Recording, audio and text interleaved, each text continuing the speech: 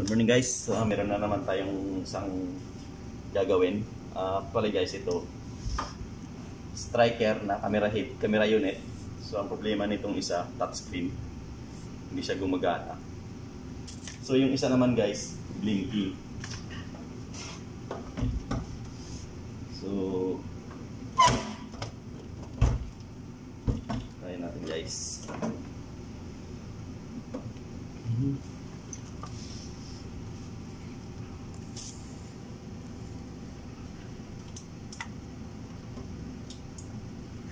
So ito guys, magkaiba yung model. So ito isang 1488. Ito naman 1288. So ito yung problema ng isa guys, blinking siya. So naman ito namang isa, touchscreen, ayaw gumana yung touchscreen niya. So magkaiba silang models guys, pero pwede ko silang pagpalitin ng screen. So kung alin ang problema. Ako guys, itong isang 1288 na model, ting touchscreen, diniscard na to guys ng ibang hospital namin doon sa kabilang sa Damam. So kinuha ko lang to, hiningi ko lang para ma-repair ko yung isang 1488. Kasi itong 1488 blinking lang yung display. So itatry ko sana kaya kung saan yung ma-repair ko. Kasi sayang eh. Actually guys, meron na quotation ng company. So ang company nag-quote sila ng 22,000 real para ma-repair tong 1488. Or replace, kukunin nila itong luma, magbibigay sila ng bagong model na updated, yung 1588 yata, pero kukunin nila yung luma. Ganun ang offer dito guys eh. Kasi actually, pag nagpapa-repair kami ng ganito, isisin nila sa outside company, yung papadala nila sa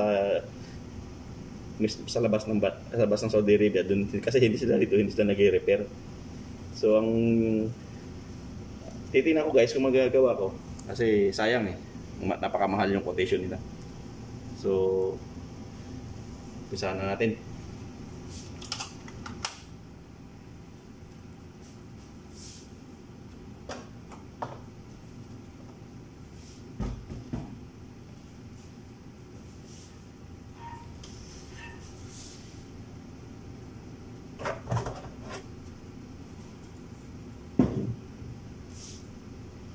So unang-una guys, ang papaganahin ko lang itong touchscreen. Yung sirang touchscreen, kasi ang sira lang nito guys, ang talagang sira nito, yung pinaka-screen lang. Kasi siyempre yung mga user minsan na pinupunasan nila, nababasa ito. Kaya nagko-corrosion yung paligid nitong yung screen. Hindi na nagtatouch, hindi na gumagana.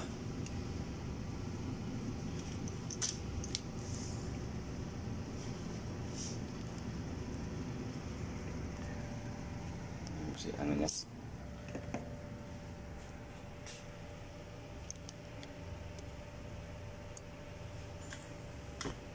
So itatry ko siyang i-repair.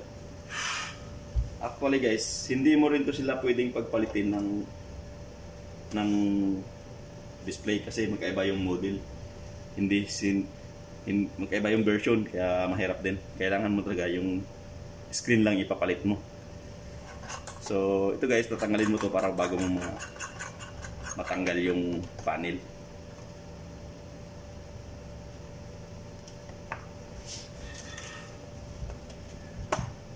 Press mo lang tong mga naka-clips. Clips lang to lahat guys, walang hindi naka-clips.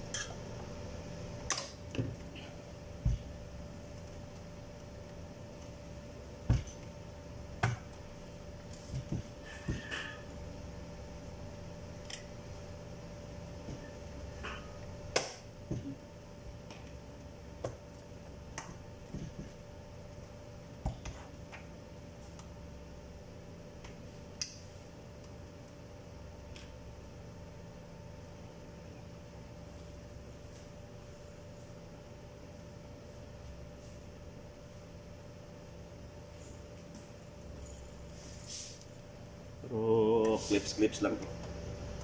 Kaya madaling tanggalin.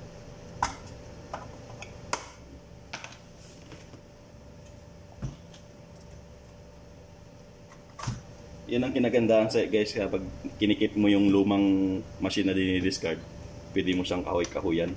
Kakahoy ka lang. Kasi guys, ito napakasimple lang ang sira, touchscreen lang. Tapos i-quotation ng company, quotation siya ng spare parts 22,000. Napakamahal naman sa real. So kung sa piso yun, siguro nasa mga almost more than 200,000, almost 250 mga ganun. So napakalaki guys. Kaya kinikip ko yung mga dinidiscard. Ito naman.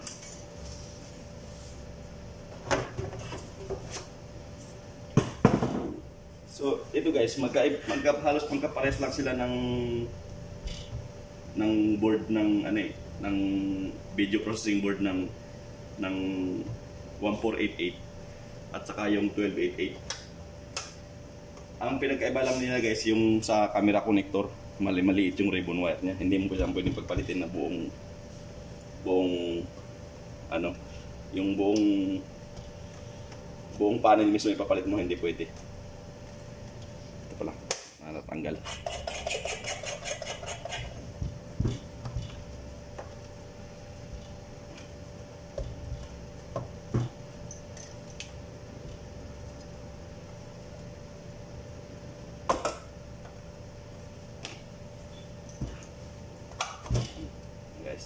Ito guys, oh, parehas lang to sila guys eh. Oh. Parehas sila ng screen display. Pero hindi mo sila pwede magpapalitin guys kasi yung version ng software ng display magkaiba. Wow, mas mataas yung sa 1488 kaysa 1288. Lumang version ng 1288. Kaya ang gagawin ko na lang guys, kasi itong nagbi-blink na display, ang problema nito, yung video board. Kaya ang gagawin ko, ipalit ko lang muna tatanggalin ko yung pinaka touchscreen ng ito kasing itong 1488. So okay yung ano nito, yung touchscreen. Kaya tatanggalin ko yung touchscreen na ipapalit ko doon sa sira yung touchscreen.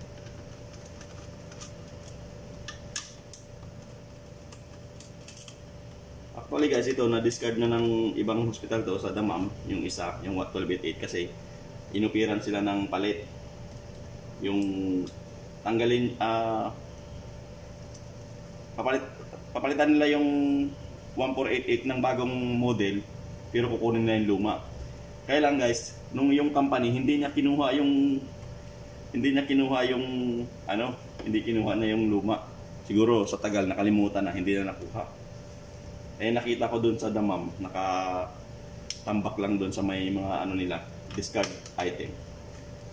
Kaya hiningi ko na lang. Sabi ko, hindi naman yung ginagamit, akin na lang yan kasi may sira ako doon sa isang striker din na camera. Sira yung video board. Kaya yun. Kasi guys, ito kumpleto pa rin to, nandito pa rin yung camera head. Kasi yung camera head ng 1488 hindi mo siya pwedeng ikabit sa 1288.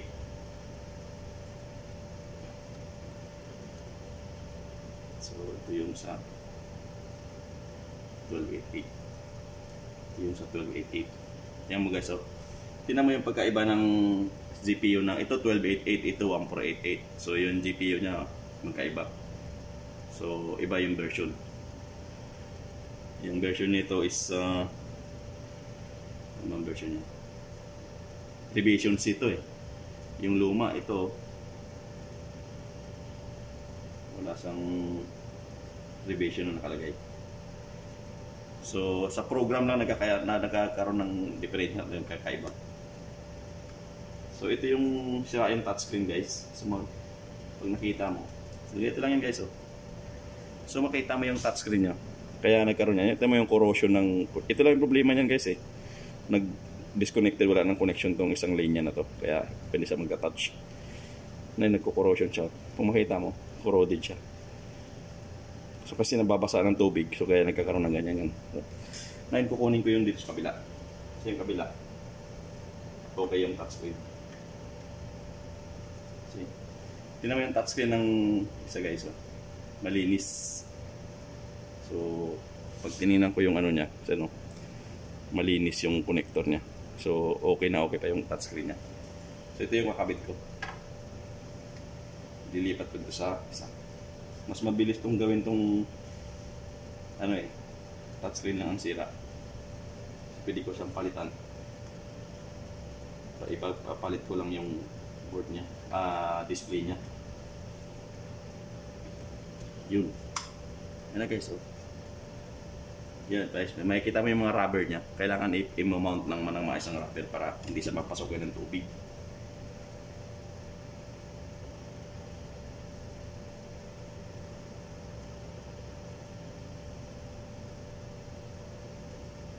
Ang importante ng rubberize, yung rubber na ano, pandikit. Protection din yan sa tubig guys. Ayan mo, nililisan nila ng mga alcohol kasi to. Yan, nagkaganito. Tignan mo yung rubber niya, dumikit. Parang lumaki.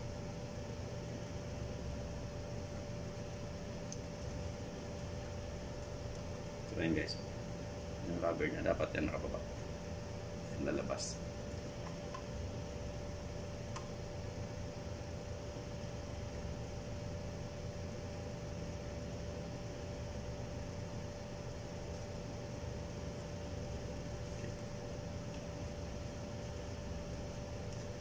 Yun.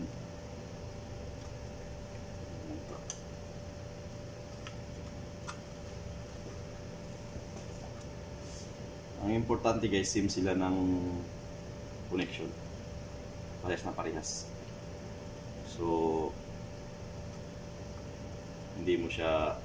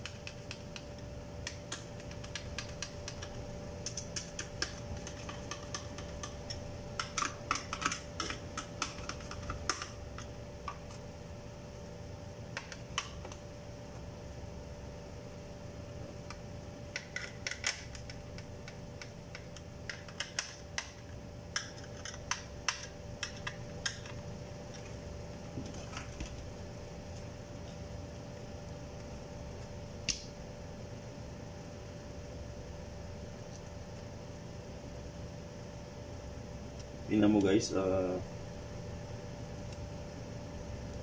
touchscreen lang yung sira niya. Ang quotation nila sa ang binibigay nila ng quotation napakalaki.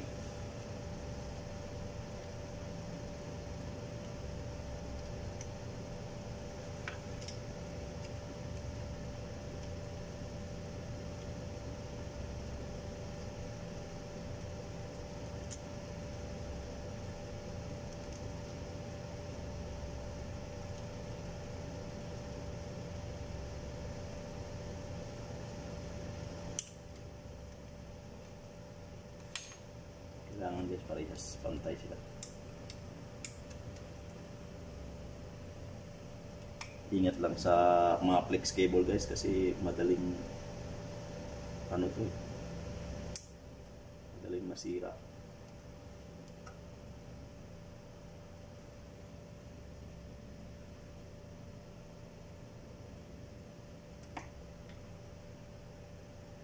Yun. So Ayan.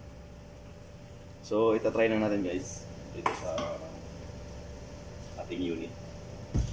So, mamaya na ikabit ng isa.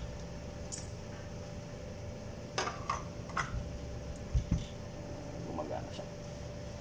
Sana gagana siya.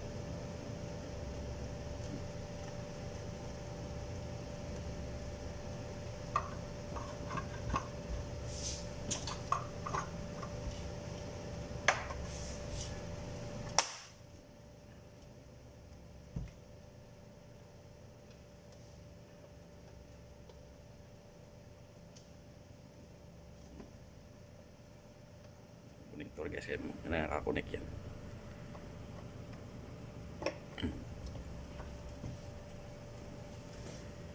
Okay, testing na natin guys kung gagana ba siya. Moment of truth. Sana gumana.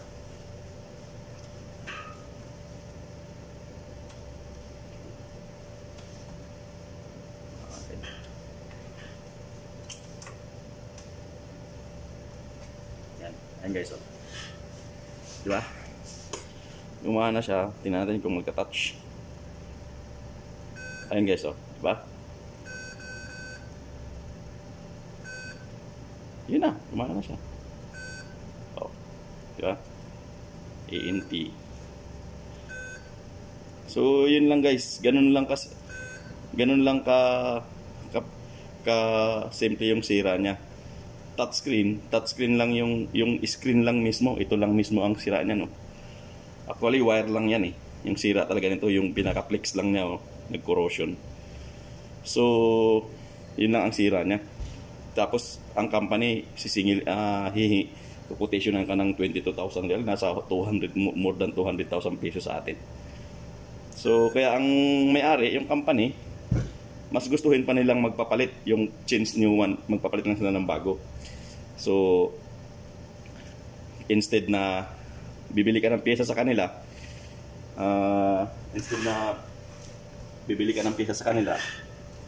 siyempre, ang may-ari, mas makakamura siya. O, bibili na ako ng bago, kunin mo yung luma. Bibigyan kita ng discount, ganun ang offer nila lagi eh. Kumbaga yung halaga ng camera mo is nasa mga palagay mo ng 50,000 real, babawasan lang nila na yun ng 5,000, magiging 45 lang. So, tapos kukulin nila yung luma. Kasi talagang hindi nila nire-repair guys yung mga ganito. So, yung mga supplier dito ng company, hindi talaga nila nire-repair. Papadala pa nila sa ibang bansa para iparepair. Kaya ganun kalaki yung singil nila sa customer. Kaya, ayun. Ganun lang kasimple guys, oh. Gumagana na siya. So, ito lang yung sira niya. Ito lang yung camera lang yung display lang yung sira na taga LCD. So, ito lang yung nire-request ng may-ari ng taga ano nito. Pero ang problema nga, ang sinisingil nga sa kanila, eh, ganun, 22,000. Tapos, kukunin nila yung unit para sila yung gagawa. So, samantalang ito lang naman yung sira niya, display lang. Kasi touchscreen lang naman ang ano niya, sira niya. So, kinuha ko lang yung touchscreen doon sa ano namin para ipalit ko dito. Ayun, gumagana na siya. Kasi ito, discard na tong unit na to. Kaya pinagana ko lang siya. So, ayan. Diba? Ganun lang kasimple. So, ayun guys, meron na naman kayong natutunan. Sana may natutunan na naman kayo sa aking munting video na pagre-repair ng mga makina. Kasi napaka-expensive kasi itong mga makina na to eh. Kung bibilin mo yung isang tower ng striker, nandun na yung light source, nandun na yung camera, nandun na yung ibang unit pa para doon sa, for example, pang laparoscopy or pang ENT tower. Nandun lahat yung mga item, kaya napakamahal ang binta nila. Daan libo ang binta nila. Kaya pag nasira, sayang naman. Kaya ito lang yung paraan namin na ano, halimbawa pag di-discard. Itong sa aming itong sa aming 1488, actually tumawag na yung company na papalitan nila ng bago, kukunin nila yung luma. Yun ang offer nila. Kasi yung quotation na binigay yata ng company, masyadong mahal para sa repair. So ngayon, habang hindi pa nila kinukuha, nakahawayan ko na lang muna. Ganoon na lang ang diskarte ko na. At least mapapagana ko na, mapagamit ko na sa AOR tong isang striker na to. Ayun, mag-aano siya. Okay guys, dito lang tayo, dito na lang. Meron pa rin akong isang gagawin, yung light source naman ng striker na L9000. So ang problema naman ng isang light source na gagawin ko pag sa next video ko na lang papakita sa inyo. Okay guys, sana may natutunan kayo ulit. At maraming salamat ulit sa inyong panonood.